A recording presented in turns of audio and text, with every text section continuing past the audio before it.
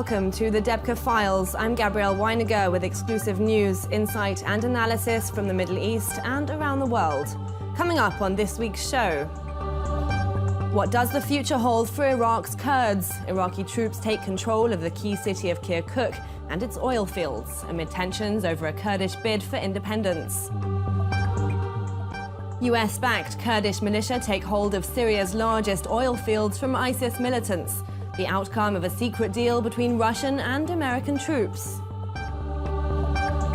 Plus, Debka File reveals an armed group believed to be linked to the Muslim Brotherhood preempted a police raid on its secret headquarters hidden deep in Egypt's western desert.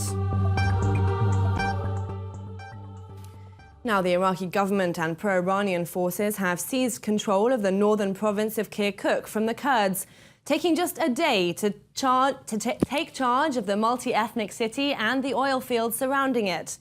The takeover comes after voters in Iraq's Kurdish region opted for independence in a widely criticized referendum that brought scenes of jubilance to the streets.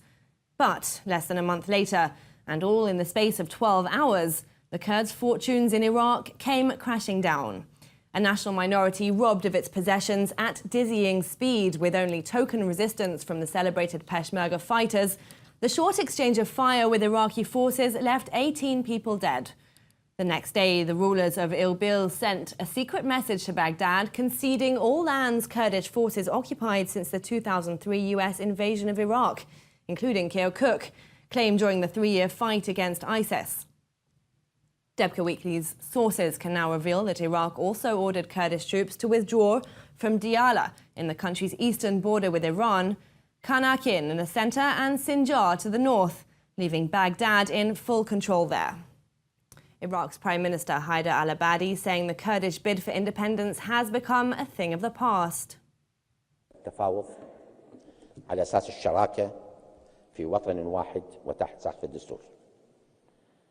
الاستفتاء الآن انتهى، صار ماضي، حصل في فترة زمنية ماضية نتائج انتهت. كنا نتمنى هم ينهوا بصراحة، طلبناهم قلنا ما راح يصير، انتوا انهوا احنا انهينا على الأرض. انتهى الاستفتاء. All right, let's bring in this week's guest, Dr. Mordechai Kedar from Bar-Ilan University. Dr. Kedar, just a month ago, Iraq's Kurdish region appeared to be stronger than ever. They were holding on to large patches of territory, they had powerful allies, and an international reputation won in its effort to fight ISIS, as well as that vote for independence. Where do the Kurds in Iraq stand now? Well, we are used to think about the Kurds as one group with one agenda, as we saw a month ago in the referendum for independence. However, it is not like this, and it was never like this. The Kurds are highly fragmented between all kinds of factions or all kinds of directions. For example, the referendum was actually pushed forward by the Barazanis, which is a big family which for decades already pushes for independence, especially when in the 60s and the 70s, when Mullah Mustafa Barazani was leading the rebellion against the central government. However, there is another group of families in the Kurdistan under the guidance or the leadership of the Talabani family who definitely see their future within the Iraqi framework. They don't want independence, they don't need independence. They prefer to remain inside Iraq and against the Kurdish aspirations to be independent. We will get to that a bit later, but I want to know for now, how are the Kurds inside Kirkuk feeling at the moment? Well, I'm not sure that there are so many Kurds in Kirkuk because we know they were chased out left by the government, by the government forces. However, Talabani, the one who wants to remain inside Iraq, he was the president of Iraq, no less, between 2004 and 2010. Means the man is an integral part of the Iraqi political arena, and definitely he has no intentions to leave Iraq because he sees the of course he is a minority, the Kurdish minority, yet he sees themselves as part of Iraq. He doesn't want to get out of Iraq. So what happened is that the forces of the Peshmerga who were in Kirkuk, guarding Kirkuk, they actually got the orders from his family. He passed away the beginning of October, but Jalal Talabani, but his family is still there carrying his message, and they actually gave the order to the Peshmerga forces in Kirkuk to withdraw and delegate or give the oil field back to the central government in order to pull the rug under the feet of those Barazanis and other Kurdish family who wants independence, because we now will without get to that a little bit later, the oil Dr. field, Kedar. how they can feed the people. So this is actually the fact that the Kurdish will probably never have a state. It's because of the fragmentation within the Kurds and the differences between all those factions inside the Kurdish family. While the army's recapture of Kirkuk province has defeated, dismayed and divided the city's Kurds, it's also brought some comfort to residents from other ethnic groups in the mixed city. Take a listen to those voices.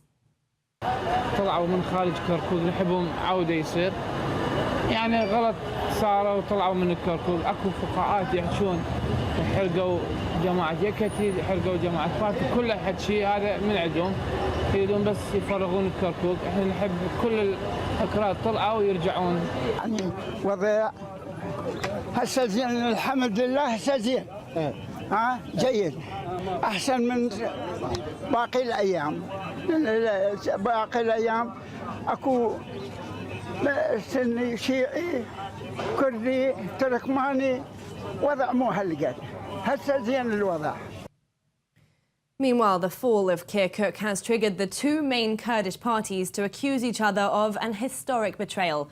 The Patriotic Union of Kurdistan, or PUK, who are seated in Sulaymaniyah near the Iranian border, blaming rival KRG President Masoud Barzani's Kurdistan Democratic Party, or the KDP, which rules from the capital Erbil. So why the blame game? Now, ahead of the Iraqi advance Sunday, Iranian Revolutionary Guards Al-Quds commander, General Qasem Soleimani, was in Sulaymaniyah. That's the stronghold of the PUK. Apparently a frequent visitor there since failing to dissuade Erbil from holding the referendum. Soon after his visit to the PUK-dominated city, Peshmerga forces there withdrew from its southern positions in Kirkuk.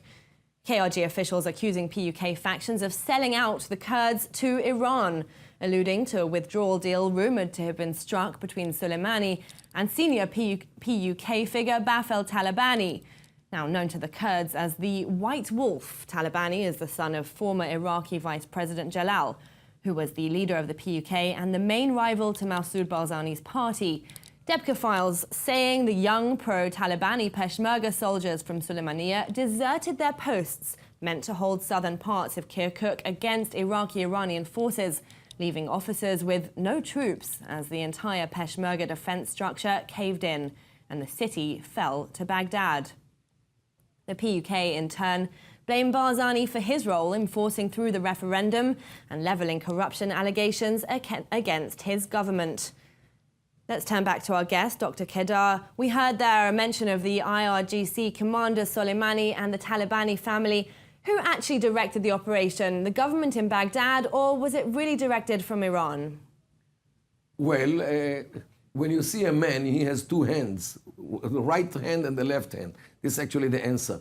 Yes, the people on the ground were Iraqis, the army and the Hashd al-Sha'bi, means the popular recruitment people, but they were enforced by the Iranians. They are working with Iranian money, Iranian guidance, and Iranian control, which actually Iran today controls Iraq almost totally. And actually the fact that the Iraqi government, through its army and armed forces, succeeded to take Kirkuk over, it is a big achievement of the Iranians. But Baghdad is denying this. They're denying that Iran was involved in any way. Of course they will deny. And the more they deny, the less I believe them. What about the context of this? Soleimani is part of a force that has had fresh sanctions put on it by the Trump administration in Washington. In a wider context, where does this leave the US administration, who have been largely silent since those clashes broke out last week in northern Iraq? Well, let me tell you the truth about what happens in the United States. In the United States, until they understand the situation in this very turbulent area, until all the 16 intelligence organizations understand what happens, until the reports are being written, until the executive summaries are being read by officials, until the secretaries are absorbing the idea, until the president and his advisors are getting the idea what happens here, it needs weeks in the States, at least 2 or 3 weeks. Meanwhile, the situation on the ground is changing almost every day. Mm-hmm.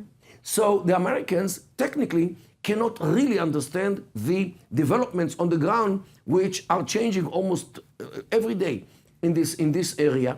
And this is the problem. While the Russians who are on the ground, they get it very easily and very quickly, and they react almost immediately. So to the Hezbollah and the Iranians and everybody, only the Americans, for them, until this machine of understanding and translating the understanding into orders, this takes weeks in the United States of America, and this is why America sometimes is viewed as clueless about the developments which happen on the ground in the Middle East. But both Baghdad and Erbil are crucial to Washington and the anti-ISIS coalition in driving out the extremists from both Iraq and Syria. Are Iraqi and American relations at risk here? Well, definitely. When you rely on one side, while ignoring that this side actually is being taken little by little by the Iranians, you actually give money, weapons, guidance, and training to people who actually are the front yard of the Iranian Ayatollahs. And this is unfortunately what happened in Iraq. And Dr. Kedar, just briefly, let's take a look internally for a moment. What happened to the Kurdish Peshmerga? They've largely fallen silent. They're not trying to negotiate. They're not fighting till the last man, which is what they said they would do. Where did all that energy dissipate to? And will there be dialogue with Baghdad in the future? Well, first of all, the Peshmerga are divided between all kinds of factions and people and officers who are loyal to different people in the Kurdish arena. Some are loyal to Barzani, some are loyal to Talabani, and definitely the conflicts between two sides actually infiltrate into the Peshmerga. However, don't forget, the Peshmerga were in the fight against ISIS. They lost some 1,000 fighters through the last 2-3 years in the fights against ISIS. However, the world doesn't remember it. The world actually abandoned them.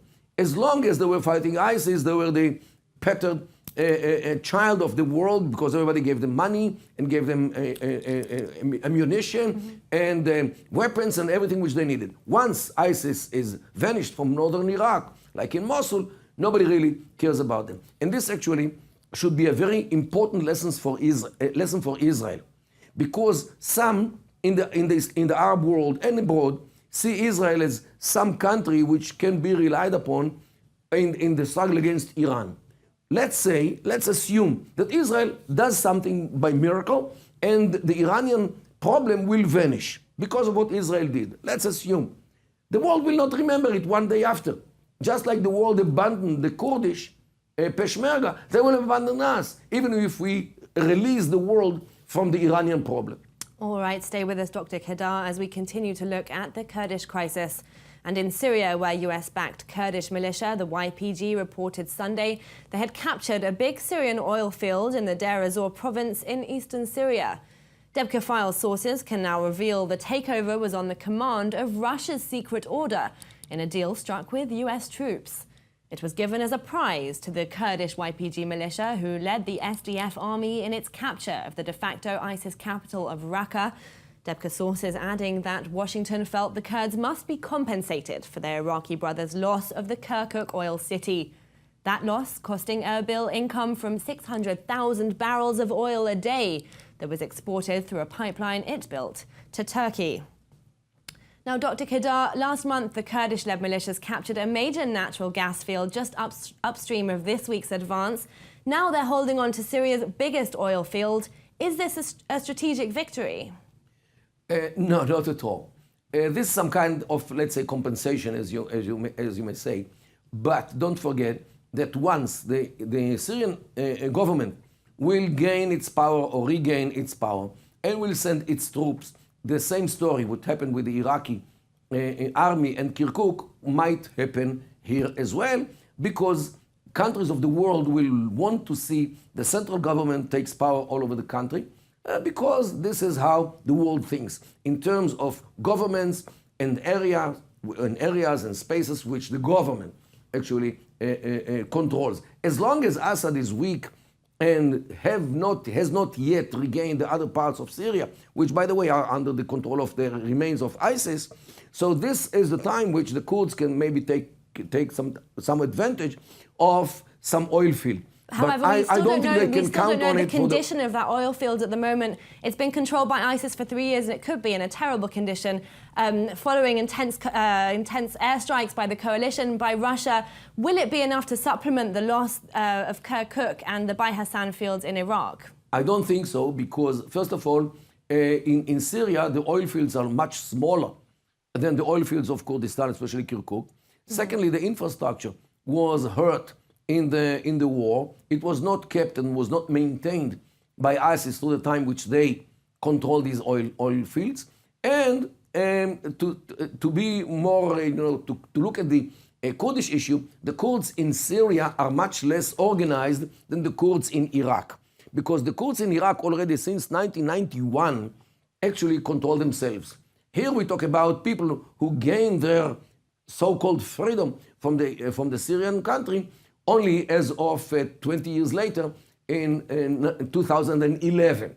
So definitely the time element here plays a role, and the Kurds in Syria are much less, let's say, state-like entity which can take care of such an oil field. Small oil field maybe, but definitely it cannot be compared to the losses of oil which the Kurds suffered in Iraq by gaining this oil field in Syria, even if it remains for them for a long time. A different situation there for Kurds in Syria. We'll leave it there for now. Dr. Mordechai Kadar of the Bar-Ilan University commenting on the Kurdish crisis. Thank you for joining us here on the Debka File. Now to bring you this week's News in Brief. Syrian rebels halted their advance Sunday in the fight against government troops in the Bet-Jin pocket on Mount Hermon. Anti-tank rockets hit 2 Syrian tanks, setting them on fire. Syrian military officials accusing Israel of supplying rebels with rockets. American Treasury Secretary Steven Mnuchin will embark on a 4-nation trip to the Middle East, including Saudi Arabia and Israel this week, with plans to discuss combating terror financing on the top of his agenda. This as an inquiry is opened into his air travel, prompted by an Instagram posting by his wife, showing his use of military aircraft at a cost of more than $800,000. US Secretary of State Rex Tillerson was in Riyadh with the stated goal of uniting Saudi Arabia and Iraq. At the same time, the Iraqi army was advancing on Erbil, and just a week after the fall of Kirkuk. Commenting on the situation there, he called on foreign fighters to go home now that the fight against ISIS is coming to a close, failing to note that Iranian militia were not in fact fighting ISIS in Kirkuk. US delegates to a nuclear conference and advisors on the Iranian nuclear deal, Wendy Sherman and Robert Einhorn, sat down quietly with a North Korean delegate on the sidelines of the Nuclear Non-Proliferation Conference in Moscow. This report unconfirmed by the US or South Korea, but diplomatic sources identifying the Pyongyang delegate as Cho Song-hui, head of the North American Department in North Korea's Foreign Ministry. And US President Donald Trump plans to allow the opening of long secret files on the assassination of President John F. Kennedy in 1963, scheduled for a release next week. The imminent release of thousands of documents regarding the assassination is expected to shine light on the government's investigations at the time. Now to our next headline, and Debka File can exclusively reveal that Syria's first missile attack on the Israeli Air Force reconnaissance flights over Lebanon last Friday was orchestrated by the Syrian and Iranian governments. This, according to Debka Weekly's military sources there. Our sources saying the SA-5 rockets fired across the border was ordered by the Syrian General Command in Damascus, deliberately launched at Israel, and not, as usually suspected, a spillover from clashes during the war there. Israel fired back into Syria, hitting 3 rocket launchers, and warned that further fire would prompt a more intensive response. היום ניסו לפגוע במטוסינו, לא מקובל עלינו. חיל האוויר פעל בדיוק, במהירות, והשמיד את מה שצריך להשמיד. אנחנו נמשיך לפעול במרחב ככל שדרוש כדי להגן על ביטחון ישראל. Debka File sources saying the Israeli strike back targeted Syrian 130mm cannons taking part in an ongoing battle in Bet Jin that faces Israeli bases on Mount Hermon north of the Golan Heights. Hezbollah militia and the Syrian army fighting rebel forces there, a key strategic location that's bang on the border of Israel's side with the Golan, which it occupied in 1967. Iran's military chief warning Israel against breaching Syrian airspace. اینکه صهیونیست‌ها هر وقت اراده بکنن این سرزمین رو در فضا در زمین مورد تجاوز قرار بدن قابل پذیرش نیست و همونقدر که ارتش و مردم سوریه از این تجاوزات ناراحت و آزرده میشن ما در ایران هم همین احساس رو داریم و در مقابله با این تهدیدات در کنار ملت و ارتش سوریه قرار خواهیم داشت. In Egypt, hundreds gathered to mourn some of the victims of a militant attack on security forces in the western desert last Friday that killed at least 55 policemen. A police convoy was attacked while driving on the El Wahat highway from Cairo to Giza on its way to raid a secret hideout of the Hassan movement. Egyptian authorities saying they're the armed wing of the outlawed Muslim Brotherhood.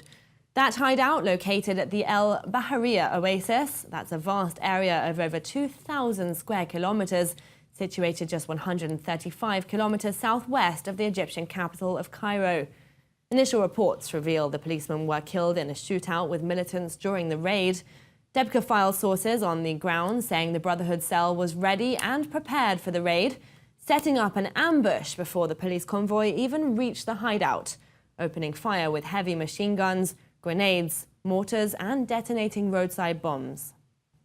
Now, no group has claimed the attack, but the Hassan movement has been blamed for attacks on judges and police around the capital since it emerged last year. Egyptian President Abdel Fattah al-Sisi setting up a commission of inquiry to find out what went wrong. That's it for this week's edition of the Debka File. Thanks to this week's guest, Dr. Mordechai Kadar, and thank you for watching. You can see the program again anytime on the Debka File website. That's at www.debka.com, or sign on to the weekly newsletter for more in-depth breaking news stories from the Middle East and the world over. From myself and the team here, goodbye for now.